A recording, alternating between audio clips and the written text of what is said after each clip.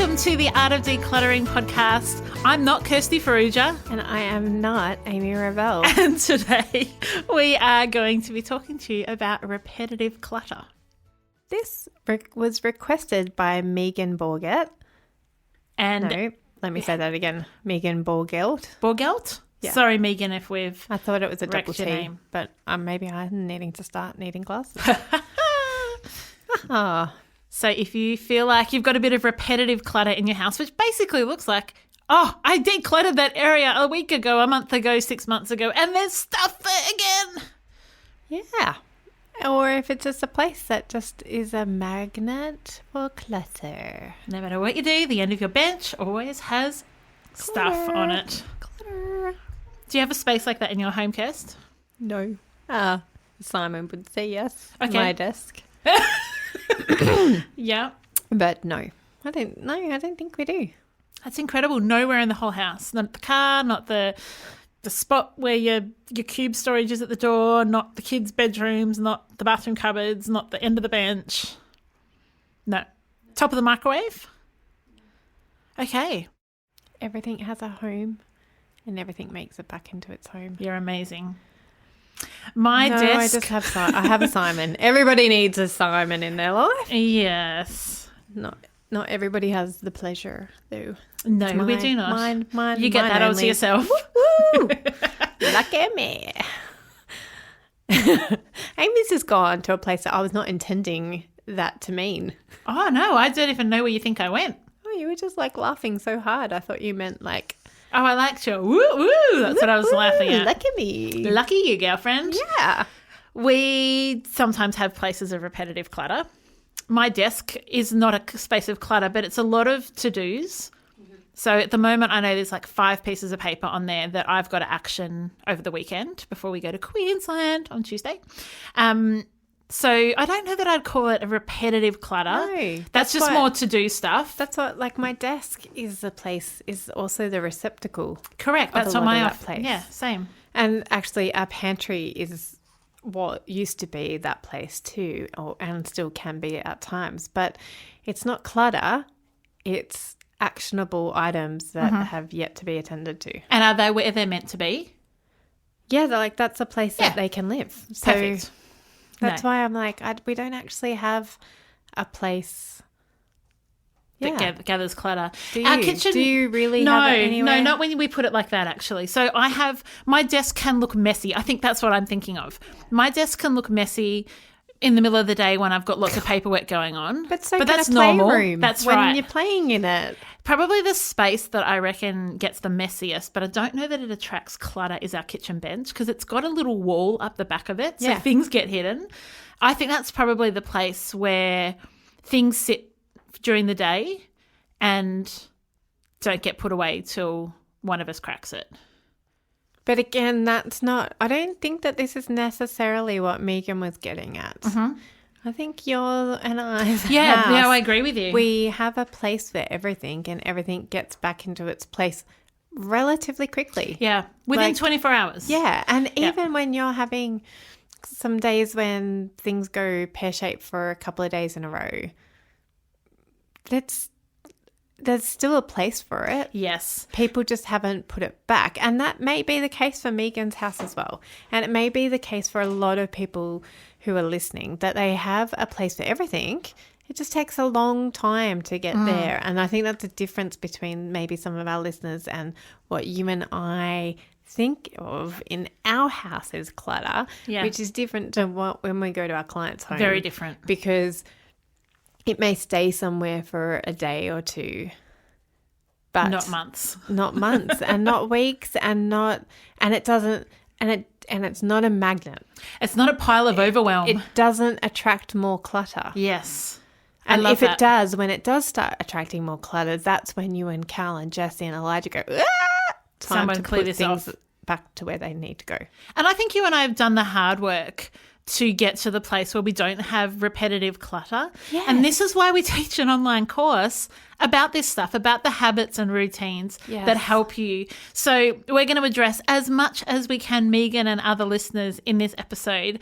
But if this is something you're frustrated with, you feel like you cleaned up and decluttered an area and 3 minutes later it's cluttered again, then our online course is the deep dive, the 6-module deep dive lifetime community, where you can get into this and you can actually change the trajectory of the clutter problem in your house. You can go from, oh, look, I know how to tidy up, to where Kirsty and I are like, do we have anywhere? No, I don't think we do. And that's what we talk about in our online course. So come and join that if you get to the end of today's episode and you're like, I want more. Hey, guess what? There's more.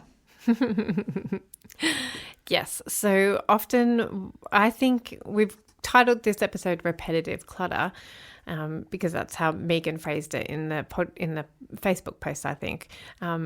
However, we hear other words for it as well, and you and I use other words for it in our professional life as well. Yeah. So we've done an episode on spare rooms, which is often a place of repetitive clutter.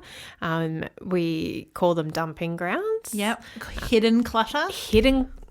Hidden clutter is another episode that we've done. I'll put links to all these in the show notes for you all, beautiful ones. So don't stress. I've got your back.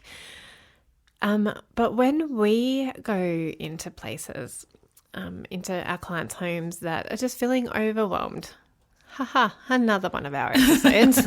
Jeez, Who would have thought? Who would have thunk in 100 and plus episodes we've covered all these topics? But we have. So what I often say when I go into clients' home is, and this is a catchphrase of mine, I don't necessarily say it when I'm in client's home necessarily, but you know in the movie Sixth Sense, how what's his name? The kid. Yeah, he sees dead people everywhere. I go into people's houses and I see procrastination everywhere. And I know that you do too. Because that is why we have repetitive clutter. That's what I think. A lot of the repetitive clutter is actually procrastination. And the magical power of clutter that is magnetic. So magnetic. That clutter attracts clutter. So as soon as you procrastinate and just put something down instead of putting it away, don't put it down. Put it away. Don't put it down. Put it away. Which episode was that? Swipe Every episode. So when you procrastinate, that's what breeds repetitive clutter. And procrastination, it's like rabbits. It very, very, very quickly breeds. It does breed. And I wrote down a couple of things, a couple of indicators so you know what the problem is. Because I think sometimes you can look at that repetitive clutter, the end of the bench, what you've got in the fruit bowl, wherever it is, and you're like, I don't even know what the problem is. So we wrote down a few things. You might have too much, and that is a quantity problem. You may not have a suitable way to keep things, and that's a storage problem. You have systems, but you're not sticking with it. That's a habit problem. And if you're actively choosing to ignore the problem, it's a vision problem. So I thought, Kirst, maybe if we talk about solutions to what to do if it's a quantity problem, a storage problem, a habit problem, or a vision problem, we will give you as much goodness as we can in this episode, but we address all of those things in our online course. So, Kirst, what do we do if it's a quantity problem? Actually, I want to give you props. I really, really, really liked the way that you dissected that. Dissected, excellent. I can't think of the word. Yeah, I really like it. So if it's a quantity problem and you have too much, that's easy and hard. It's about decluttering. It's simple, not easy. Yeah, it's simple, yeah, not easy. It's about decluttering. You just simply have too much for the spaces that you're trying to keep it in, or you just simply have too much. Yeah. So it's really easy when you own less. There's always less clutter. Correct. Because You don't have the possessions to create the clutter. No, and it's really easy to put one thing away rather than, oh, I've got 20 of them to put away. Like, that's just, overwhelm is really, really, really easy trap to fall into. Like, it's really easy. It's crippling. Yeah, it's crippling, and it's really easy to start procrastinating because you're feeling like you're like, oh, it's all just too hard. And it's not actually, it's just the story that you're telling yourself. Brilliant. Because it's not hard to put away 20 things. It's the story that you tell yourself. Change your story. Change your life. Listen to me. Kirst. And I think if you really do have an area that just has too much stuff, getting rid of one or two items away from that area is not going to make a dent in the problem. No. When I'm decluttering with clients, Kirst, tell me what you think. I reckon we get rid of, in an area, at least 50%. At least 50% every time I declutter of, we're going through paperwork or we're going through the bathroom cupboards or the wardrobes or the kitchen. I honestly would guess that we get rid of half. Yeah. So if you've got a clutter problem, it's not going to be solved by getting rid of one or two things. No. And also, if you have a clutter problem, if you have a repetitive clutter problem, then sometimes it just does need to have that big push and that big effort to get back to ground zero again. And then you can start the habits. Like, then you can start, we'll move on to the habit problem soon, but then you can try again and have a fresh start, clean slate, and start stopping your procrastination. It's can sometimes be harder to stop the procrastination when you're already overwhelmed. Yeah. Does that make sense? Yeah, you need a circuit breaker often. Yes, but that doesn't mean that you can't start today. Please don't mishear me. Like, if you haven't got the capacity to clear the end of the bench today, but you want to stop it becoming a magnet, stop it becoming a magnet. Just saying, no, I'm not going to put it on that pile today. And I will deal with that pile another day because of whatever reason. Just don't put anything more. It's like, stop telling yourself that story that it's a magnet. Stop letting it being a magnet. Just stop it.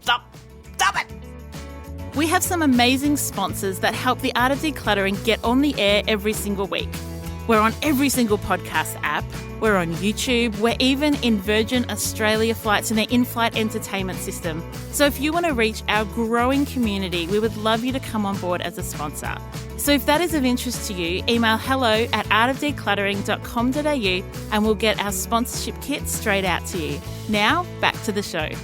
So that's the quantity problem and solution. Yes. What if you don't have a suitable way to keep things? So the thing that came to mind for me was paperwork, but also devices. There's often a place in people's homes that is a mess of devices, laptops, iPads, phones, cords, charging things, headphones. That's not necessarily, though it might be, a quantity problem. That's a storage problem.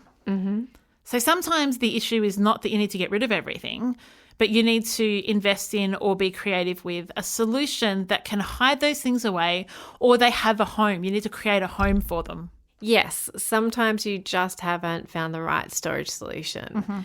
And that, I think that in a lot of times, the storage solution actually is tied in with the habit solution. Excellent. Because just buying a better storage solution, just trying a new system isn't necessarily going to fix your problem.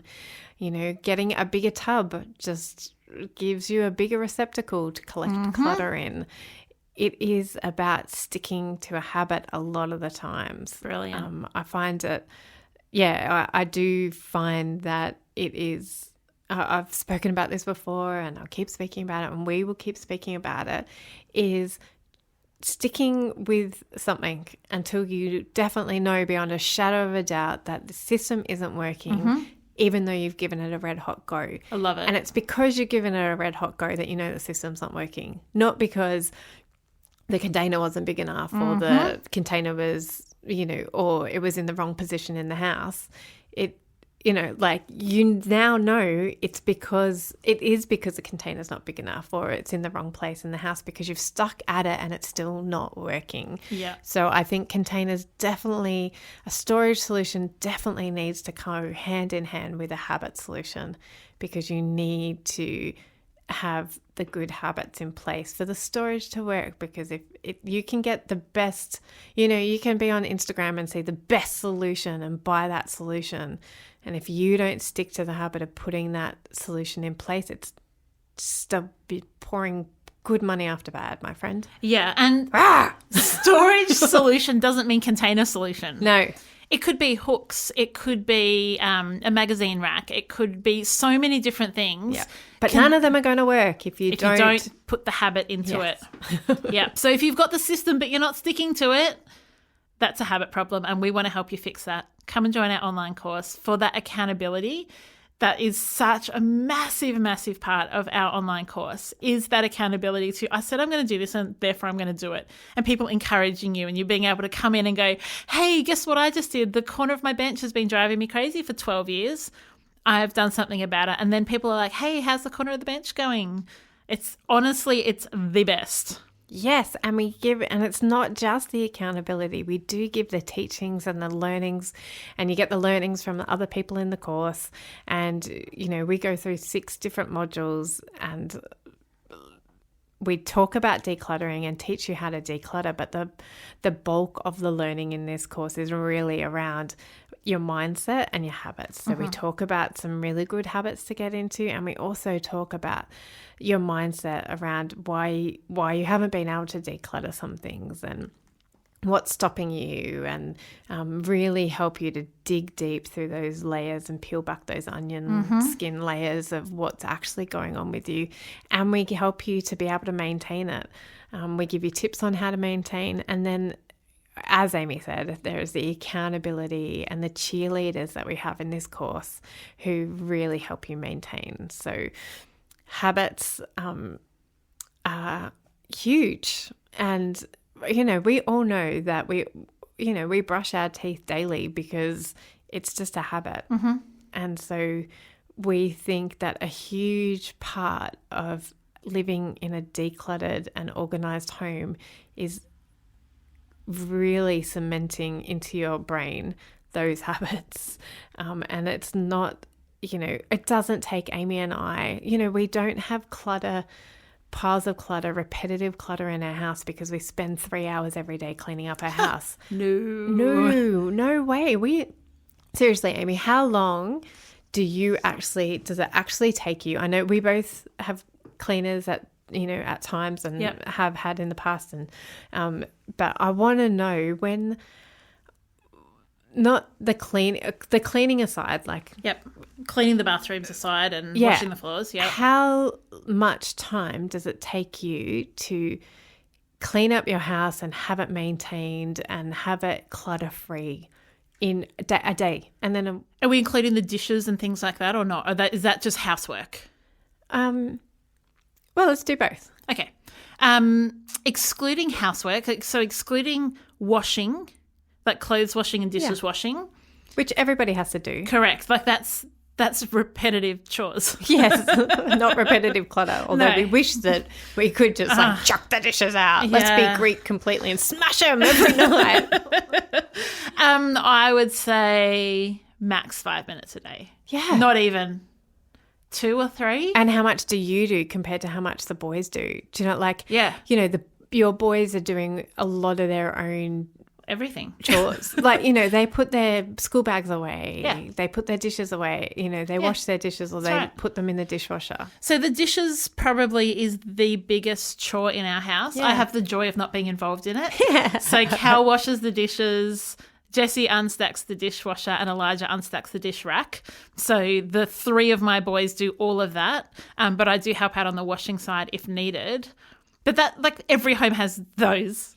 Yeah, that's unavoidable. Yeah, I think a lot of people who listen to us, and I know people in our course, that is part of their thoughts around keeping a house decluttered. So let's include them.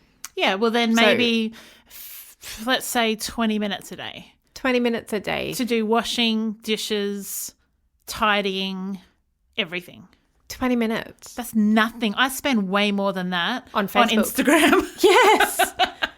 I'm like, 20 minutes. That's Yeah. amazing. That's max. Yeah. And I'm not doing that. That's 20 minutes Oh, I know something else. of everybody's time put together. I'm not saying I do 20, Cal does 20, Jessie does 20, Elijah. 20 minutes altogether. Yeah. Dinner prep is another thing that eats into our time that we could be decluttering if we weren't cooking meals. Yeah, you've got to eat. So either you're going to eat takeaway, which doesn't have any prep, or you're going to eat food that nourishes you and it takes a bit of prep. And somebody in your house has to prep it. Yeah. It doesn't have to be you, listener. That's exactly right. It can be your... But really, we're talking about everybody has these. Everybody has to shower. Like, people are not sitting around their workplaces going, oh my gosh, it takes me so long to shower every day. It is so laborious. Seriously, why can't I get someone else to do it for me? I know somebody who only takes 30-second showers. That's not what we, like, it's just what you do. Yeah. So whether or not you spend an hour preparing dinner or 15 minutes, that's up to you. Yeah. And same with the dishes. You can either leave them there for 3 days and they take longer to wash because things have said, or you can just have a sink of hot water and it takes less time. Preaching to myself right there. But you can leave the washing in the basket for 3 days and it gets all crinkled again, or you can bring the washing in and put it straight away and it's straight off the line and it doesn't have crinkles. So, you get to make your own bed. Yes. Yeah. So in my house, I probably do... maybe... Well, I don't like, again, I'm like, so like, I'm like, I know I keep saying, no, it's all of it. And then no, it's only like, so tidying up, like putting things away, 10 minutes. I know. Because we're doing it as we go. So it's not, it's like 15 seconds here. Yes. And 15 seconds there on your way to doing something else. Yeah, like don't leave a room empty-handed. Grab something that belongs in another room and put it away. Yeah. And that's not, you don't feel like you're doing chores all the time. No. And there's so, like, I have so much time in my day to do what I want to do. Yeah. Like Simon feels a bit differently because he sees more than I do, and he has a higher level of, or a lower level of tolerance to mess. Mm-hmm. So he will spend more time than me, but most people would come into our house and go, what do you, how can you be spending any time? It's the most organised house I've ever been into. But you're not spending a lot of time organising. I'm not spending a lot of time. It's like the episode We're Not, But We Do. Yes. Yeah. It's like that for a reason, because we've got really great habits. Like we put the clothes on in the morning, and I'm doing that while I go and open the blinds in the kids' rooms and flush the kids' toilet and close the door of the toilet, like, just because feel like I'm always flushing the toilet and always telling them to flush the toilet. Like, but it's on the way. So it's like, and the mail gets opened up as soon as we walk in the door. It gets chucked straight in the recycling bin before it even comes inside the house if it's not a bill. And the clothes take, 5 minutes taking them off the line and another 5 minutes of putting them out, like, because I don't put them away. The kids do. Yeah. So there's, I know I'm sounding incredulous. I know, and that's why I don't mean to sound incredulous. No. I don't but it is. We want to show you what is before you, what is possible. We are not super mums. We are not super wives. We're not super women. No. We're so normal. No. So ridiculously normal. Yes. Kirsty is more normal than most. Thank you. But I think the thing that differentiates Kirst is the fourth question. Yes. You actively choose to ignore the problem of clutter, and therefore it's a vision problem. The vision we have for our lives is we want to transform the world through intentional living. And me wandering around cleaning up after the clutter of my family is not what I think is my best life. So I have set a vision to be different to that. Mm-hmm. And me too. My vision for my life is to be free to do this podcast and to come down on sad days and not think, oh my goodness, I'm leaving Simon to do everything around the house. And The house is going to fall apart. And he's just going to spend all day doing chores around the house, or he's not, because he's not that type of person. He is, but some other man may not be, or some other partner may not be. And then, oh my goodness, I'm going to spend all Sunday tidying up the mess that's been created on Saturday. No, I can come down on a sad day and know that Simon spent half an hour doing chores around the house that everybody has to do, and he doesn't have to clean the clutter, because that's the vision that we've set for our lives. We have set a vision to have free time and be free to do the things that we really enjoy, because we're not busy chasing our tails around our house, because there's just nothing to chase our tails for. Preach it, sister. We are not decluttered and organized people because we're anal. We're not decluttered and organized people because we're bored housewives. No. We are so intentionally decluttered and organized because we believe our life is more than just being at home and chasing our tails and doing the same thing over and over and resenting it and being bothered by it and being annoyed by it and being overwhelmed. There is a better life for you, and that's our heart. That's why we do this podcast. That's why it's free.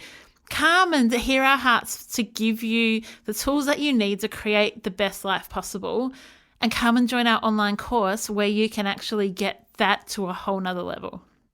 Yeah, I often hear people say that they would rather, they'd rather live life than spend their time cleaning up their house. I totally agree with you, and that's why I live in a decluttered and organized home, so I can, because I don't want, and I think that by having great habits, having the vision, having great habits, putting everything away and reducing the amount of things that we have, which touches on all four of them, leads me to be able to do what I want. Yeah. And leads me to be, it's not a either or situation. It's not, oh, I'm going to go out and live my best life, and I don't care about my house, and I don't care what the state of my house is, because I'm doing, I'm having experiences, I'm spending time with the people I love, and I'm doing my purpose in life. It's not I can't go out and have a life that I like because I'm spending all my time cleaning up this house and running around after children and being a slave to my home. It's neither of them, and it's not, and I think that it's not an either or proposition for anybody listening. Love it. But it does take time and habit. You need to have a vision for your life. Like we spoke with Brooke in the episodes with Brooke McAllery, and her proposition to make a eulogy of what you want said about your life. Amy and I have both done that. We both have a vision for what our life is to look like. We have habits in place. We have good storage, and we definitely limit the amount of things that come into our house, and we don't limit the things that go out. No. More stuff just keeps going out, but we definitely, and part of the habits, part of the things that we teach in our course is around the habit of being intentional about what comes into your home, and considering being really conscious consumers and limiting what comes in through intentional decision making. Kirst, I've got the feels. Got all the feels. But our heart for you is not to judge you if you are this person in repetitive clutter, and if you are stuck in this loop of either living your best life to the detriment of your house or living your worst life because you can't get out of your house. Not that that's, if that's your best life, awesome. Props to you. But you hear what I mean. I totally hear what you mean. Good. I hope everybody else does too. I think I don't know which one of us wrote this quote down on our run sheet, but when you own less, there's less clutter. Simples. Awesome. Cass, I reckon this review's your one. This is for you to read. Did I do the last one? I don't know. I'll read it. You go for it. It says KT Day. I was like, oh, my nickname used to be KT. Really? Yeah, Kirsty Thompson. Huh. But it's not me. I didn't write this review. But Katie Day did. She says, I have been binge listening to this podcast on my way to and from work and on long international flights and absolutely love it. Although much of the advice is common sense, Amy and Kirsty somehow inspire me to be able to take on one small area at a time and most importantly to do it now. That's one of our habits. Whereas previously it was too overwhelming and I felt I had a large amount of free time. And I had to have a large amount of free time to start. My husband and I are now on the same page and the decluttering journey together. Thank you so much for your humor and generosity. You are making an enormous positive impact to so many homes. Thanks, Katie. Teary. Oh, so many good reviews. If you want transformation, we are here to support you. Join the course, join the course, join the course, course. Join the course, join the course, join the course, course. This is hard to say. Join the course, join the course, join the course, course. Join the course, join the course, course. I've sung in so many episodes lately that I'm pretty sure Sony are going to approach me for a record deal. I don't know why you're not on The Voice, my friend. I don't know either. Should I stick to my day job? Next season of The Voice, I want to see you up there. I promise I will not do that to anybody. You actually have a lovely singing voice. I think you're being very nice to me. No. Because you've just eaten too many cookies. Mrs. Fields. We really, really appreciate every listener. So if you would like to give us your feedback in any way, shape or form, we love hearing from you. And if this episode has inspired you to get rid of repetitive clutter, come on into our Facebook community group and share that with the group. Coming in. I can't. Yeah. I can't. It's enunciation's struggling right now. What? Your enunciation is struggling. struggling. My enunciation is struggling. We have loved speaking to you and getting up on our high horse. I'm sorry. I really hope you've heard my heart. It's all good. Yes, my heart is to love you. Your heart. And you're going to go there too. I need to go because otherwise I'm going to get really silly. Yep. We've hit that silly o'clock. Amy's silly o'clock has come and is nearly hopefully going. So we hope you have a lovely week. We can't wait to hang out in your ears again next week. Bye. Thanks for joining us. If you've learnt something awesome today, we'd love you to leave us a review on iTunes or Facebook so others can find our podcast too. Don't forget you can see the show notes in your podcast app or over at our website artofdecluttering.com.au. So if there's anything you want more info on, check it out there.